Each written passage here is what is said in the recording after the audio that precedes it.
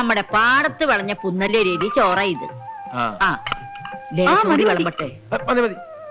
വേഗം കഴിക്കു ചേട്ടാ, ഇപ്പൊ തിരിച്ചാലേ വൈകിട്ട് വീട്ടിലെത്തൂ.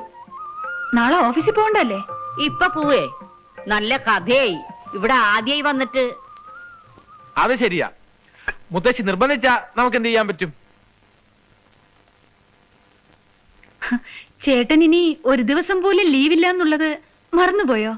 എനിക്ക് എന്റെ ജോലിയേക്കാൾ വലുത് എന്റെ മുത്തശ്ശിയാ. എന്ത് പറഞ്ഞാലും ശരി, ഇന്നൊരു ദിവസത്തേക്ക് നിങ്ങൾ എവിടുന്ന് വിടുന്ന പ്രശ്നമില്ല. നാളത്തെ കാര്യം നമുക്ക് ആലോചിക്കാം, അല്ലേ ഗുരുക്കളെ?